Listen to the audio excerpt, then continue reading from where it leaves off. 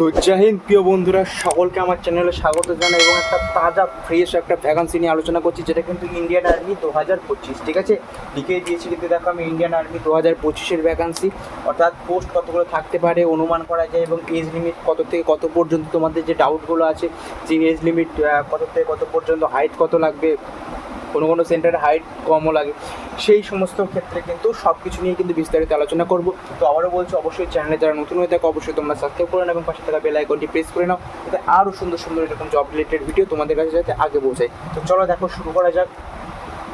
প্রথমে দেখো বলে দিয়েছি, দেখো আমি লিখে দিয়েছি ইন্ডিয়ান আর্মি অগ্নিবীর জিডি, শুধুমাত্র কিন্তু এটা জিডির ক্ষেত্রে। যদি তোমরা বড়ো তাহলে আমি ট্রেড এবং টেকনিক্যালেরও কিন্তু ভিডিও কিন্তু নিয়ে আসতে পারি, এবং যারা ক্লার্কে দেবে তাদের সিলেবাস প্যাটার্ন সব কিছু নিয়ে কিন্তু আরেকটা ভিডিও নিয়ে আসবো। এবং আরেকটা বলে রাখি যে ফিজিক্যাল যারা শর্ট লিস্টেড হয়েছে তাদের ফিজিক্যাল, এবং আমিও একজন অগ্নিবীরেরই ক্যান্ডিডেট, তো ফিজিক্যাল তোমাদের যারা শর্ট লিস্টে যারা ফিজিক্যাল হবে এবং কবে হবে বা কীরকম সেই ধরনের ভিডিও কিন্তু আমি নিয়ে আসছি, এবং তার সঙ্গে সঙ্গে তোমরা কত মানে নাম্বার পেলে, কত ফিজিক্যালে দৌড়ে কত নাম্বার বা কীভাবে তোমরা চক্কর কাটবে, সেই সমস্ত রিলেটেড কিন্তু একটা ভিডিও কিন্তু চলে আসবে কিছুদিনের মধ্যে। তো দেখো আমি দেখিয়ে দিয়েছি, দেখো ইন্ডিয়ান আর্মি অগ্নিবীর জিডি 2025-এর ভ্যাকান্সি যেটা বলছে।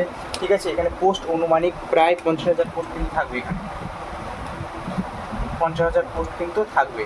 ঠিক আছে, এখানে 50,000 পোস্ট প্রায় থাকবে, এবং পোস্টটা ঠিক বলা যায় না, যখন ভ্যাকান্সি দেবে ঠিক তখনই হবে। এটা কিন্তু প্রায় ফেব্রুয়ারি মাসের থেকে কিন্তু ফর্ম কিন্তু অ্যাপ্লাই কিন্তু তোমাদের হয়ে যাবে, কিন্তু আগের থেকে বলে দিলাম ফেব্রুয়ারি মাসের থেকে। ভিডিওটা কিন্তু স্কিপ করো না, প্রথম থেকে শেষ পর্যন্ত তোমরা ভিডিওটা দেখো, বিস্তারিতভাবে আলোচনা করবে, এখানে পুরোপুরিভাবে বিস্তারিতভাবে আলোচনা করো তোমরা প্রথম থেকে শেষ পর্যন্ত দেখো। তোমাদের যেটা বয়স লাগে কত থেকে কত পর্যন্ত তোমাদের দেখো এখানে আমি দিয়ে দিয়েছি, যেটা এজ বয়স লাগে কিন্তু তোমাদের 17.5 থেকে 21 বছর, অর্থাৎ যে বন্ধুরা 17.5 থেকে 21 বছরের মধ্যে আছো তারাই কিন্তু তোমরা এখানে অ্যাপ্লাইটা কিন্তু করতে পারবা। তো দেখো এখানে হাইট হচ্ছে 170 সেন্টিমিটার লাগবে। অবশ্যই যারা পাহাড়ি এলাকার দিকে আছো বা উঁচু যে সমস্ত স্থানে আছো ওদের হাইট তো কম হয় সাধারণত, ওই কারণের জন্য ওদের হাইটটা কম লাগে। কিন্তু আমাদের যারা পশ্চিমবঙ্গের এই সাইডে আছি তাদের কিন্তু হাইট 170 সেন্টিমিটার লাগে, এবং কোন আরও কী হাইট নেয় সেটা তাদের ব্যাপার, কিন্তু অফিসিয়াল অনুযায়ী কিন্তু অ্যাকচুয়ালি 170 লাগে।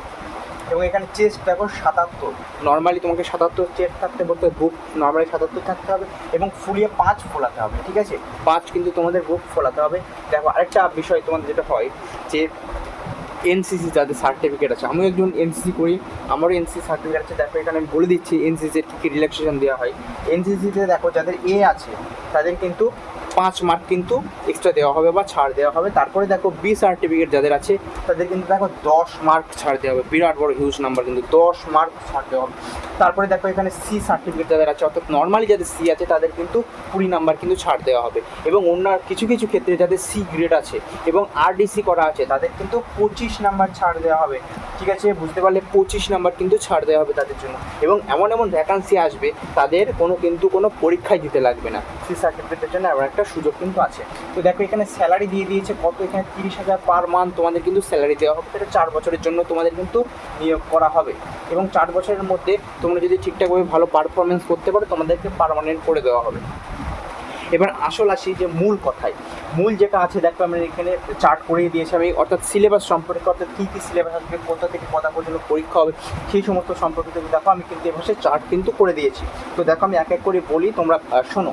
দেখো অগ্নিবীর জিডি সিলেবাস, ঠিক আছে, 2025 বলে দিচ্ছি আমি, শুধুমাত্র কিন্তু এটা জিডির ক্ষেত্রে, ক্লার্কের ক্ষেত্রে কিন্তু এটা চেঞ্জ হয়ে যাবে। তোমরা যদি বলো তো আমি ক্লার্কের ক্ষেত্রেও ভিডিওটা কিন্তু নিয়ে আসবো, এবং ফিজিক্যালের ভিডিও কিন্তু কয়েকদিনের মধ্যে আমি আপলোড করে দেবো। তো দেখো জিকে, এখানে জিকে থাকবে তোমাদের কিন্তু 15টা ইন্টু 2, অর্থাৎ 2 মার্কস করে কিন্তু প্রত্যেকটা কোশ্চেনের নাম্বার। তোমাদের কিন্তু টোটালি 100 নাম্বারের পরীক্ষা হবে, 50টা কোশ্চেন থাকবে। ঠিক আছে, জিকে থাকবে, ঠিক আছে, জিকে থাকবে কিন্তু তোমাদের 15টা, এবং জিএস থাকবে জেনারেল সায়েন্স থাকবে কিন্তু তোমাদের 15টা, জিআই বা রিজনিং যেটাকে বলো সেটা থাকবে কিন্তু 5টা রিজনিং থাকবে, এবং ম্যাথ থাকবে কিন্তু 15টা। খুবই টোটাল হচ্ছে 50টা, টোটাল হচ্ছে 100 নাম্বারের পরীক্ষা হবে তোমাদেরকে 100 নাম্বারের পরীক্ষা হবে। এবং তোমাদের কিন্তু প্রথমে সিইই বলে এক্সাম হবে। ঠিক আছে, সিইই তোমাদের এক্সামটার নাম হবে হচ্ছে সিইই, এবং এই সিইই এক্সামের মাধ্যমে কিন্তু তারপরে তোমাদের শর্ট লিস্টেড হবা, তারপরে ফিজিক্যালের ডাক আসবে, তারপরে ওই দিন মেডিকেল, এবং তারপর ডকুমেন্ট ভেরিফিকেশন হয়ে তোমাদের জয়েনিং হবে। তো দেখতেই পারলে আমি কিন্তু পুরোপুরি চার্টটা কিন্তু দিয়ে দিলাম। তো আশা করি ভিডিওটা ভালো লাগলো, অবশ্যই তোমরা চ্যানেলটিকে সাবস্ক্রাইব করে দাও এবং পাশে থাকা বেল আইকনটি প্রেস করে দাও, যাতে অগ্নিবীর সম্পর্কিত আরও রিলেটেড ভিডিও এবং এসএসসি জিডি থেকে শুরু করে বেঙ্গল পুলিশ থেকে শুরু করে প্রত্যেকটা রিলেটেড ভিডিও কিন্তু আমি আপলোড করব। তোমরা কিন্তু অবশ্যই কিন্তু চ্যানেলটা সাবস্ক্রাইব করে দাও এবং পাশে থাকা বেল আইকনটি প্রেস করে দাও। ও হ্যাঁ, আরেকটা কথা, আমি কিন্তু ডিসক্রিপশানে আমাদের টেলিগ্রাম চ্যানেলের লিঙ্ক দিয়ে দিয়েছি, তোমরা কিন্তু জয়েন হয়ে যাও। তো থ্যাংক ইউ ভেরি মাচ। তো জয় হিন্দ, আবার পরবর্তী ভিডিওতে দেখা হচ্ছে।